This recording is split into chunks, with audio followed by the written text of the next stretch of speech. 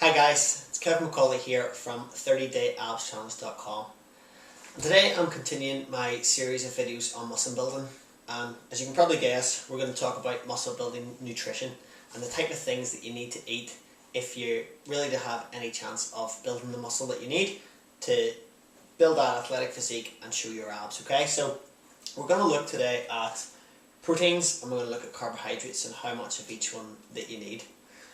So you probably know that protein is the building block of muscle. Alright, you need protein in order to build muscle. So surely that means that if we just eat twice as much protein as we eat now, then we'll have twice as much muscle. Well, unfortunately you probably know it doesn't quite work like that, okay? And what we need to do is we need to basically break down the muscle fibers through exercise, and then that'll stimulate them to take on board more protein and to synthesize new muscle, okay? So we're going to look today at some lean sources of protein. But the first thing that we need to ask is how much protein do we need? How much is enough and how much is too much really? Now I said before that the body will, once you break down muscle, your body's going to be screaming out for this protein. It's going to need protein to synthesize the new muscle. But there is an upper limit on how much protein it can synthesize. And we need to make sure that we're not taking on too much protein, otherwise it's just a waste of money, okay? So ideally you want to be having 2 to 2.5 grams of protein per kilogram of body weight. So I weigh at the moment 76 kilograms. So I should be taking between 150 to 190 grams of protein from good lean sources. Okay, so let's look at a couple of those sources that we can take protein from. Good sources of protein are fish. We've got like tuna, obviously better if you're having tuna steaks as opposed to the canned stuff, but canned stuff is handy if you're making a sandwich or something like that. Inside here we've got some salmon fillets, really good, and another good seafood source are prawns, really low in fat.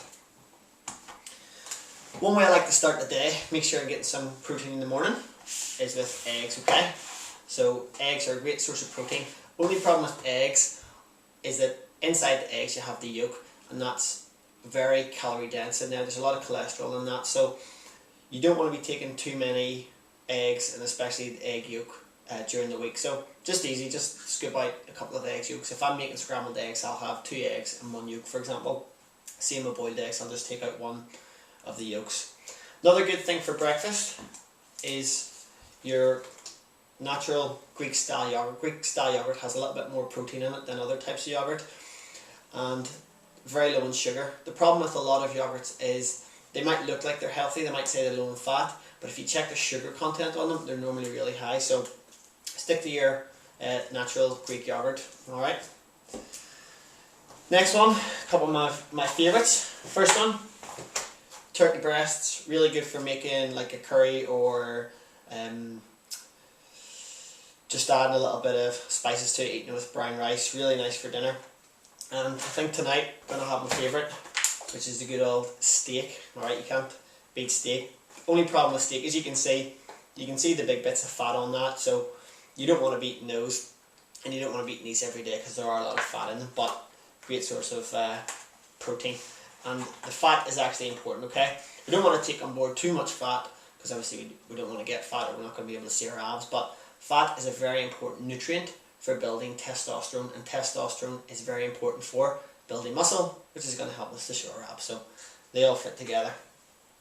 Now the next thing we need to look at are carbohydrates, and carbohydrates are really important because they give us the energy really to do most of our activities during the day, and they're really important for muscle building because you can't build muscle unless you have enough calories. It takes around 2,500 calories just to build 1 pound of muscle.